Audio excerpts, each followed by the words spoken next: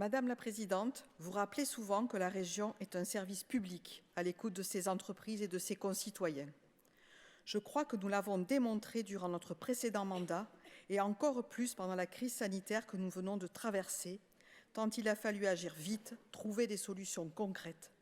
De l'achat de masques aux aides exceptionnelles pour nos soignants apprenants, aux aides économiques dont je vais reparler et aux actions de solidarité, comme l'opération Bien manger pour tous pour fournir aux plus fragilisés des produits frais et locaux. Aujourd'hui, tous les acteurs économiques que nous rencontrons, Madame la Présidente, nous en portent témoignage. Face à cette situation inédite, notre région Occitanie a réagi avec force et immédiateté pour protéger l'ensemble de notre territoire. Les outils employés, nous les connaissons, mais souvent de façon très partielle, tant notre action a été menée sur tous les fronts.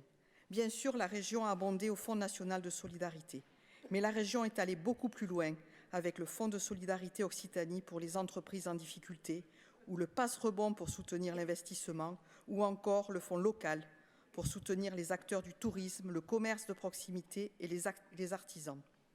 Plus globalement, le plan d'urgence dans son ensemble, soit 380 millions, ce sont 65 000 entreprises aidées, dont 14 000 TPE, et plus de 250 000 emplois préservés, en plus des 200 000 entreprises accompagnées via le Fonds national de solidarité. Ce plan d'urgence a répondu à l'objectif d'aider les entreprises et les territoires fragilisés. Mais notre ambition a aussi été très vite de préparer la reprise et la transformation de nos modèles de développement au travers du plan de relance et du plan vert. Le plan de relance de l'emploi a été approuvé dès la paix du 16 juillet 2020, ciblant volontairement les grands secteurs économiques et sociaux de notre territoire, notamment le tourisme, l'aéronautique, le BTP ou encore la viticulture. C'est aussi former plutôt que licencier, car la relance passe aussi par la préservation des compétences ou le dispositif Relance Export. Ce sont aussi les outils financiers complémentaires pour faire face aux enjeux de souveraineté, avec des fonds souverains régionaux de plus de 150 millions, cela a été cité, l'ARIS, le Fonds Épargne Occitanie ou le Fonds Impulsion. Fonds souverains pour financer globalement des projets de relocalisation, de réindustrialisation, et des projets de souveraineté, notamment dans la santé, les énergies ou l'alimentation. Ce sont des sujets clés pour l'avenir de notre territoire et l'emploi des plus jeunes notamment. Alors faire le bilan, ce n'est pas juste faire une photo d'une situation à un instant T.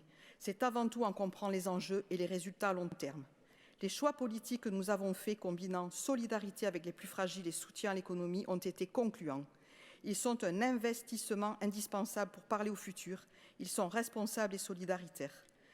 Si nous pouvons aujourd'hui commencer à nous satisfaire de la reprise économique et de la maîtrise du chômage, c'est bien la preuve que la succession des plans d'urgence et plans de relance de la région, qui a vu l'Occitanie investir plus de 580 millions d'euros pour soutenir l'économie régionale, ont été utiles. C'est bien la preuve que l'écologie et l'économie sont conciliables. C'est bien la preuve qu'agir avec des dispositifs adaptés permet que chaque euro public soit un euro bien investi et utile. Je vous remercie.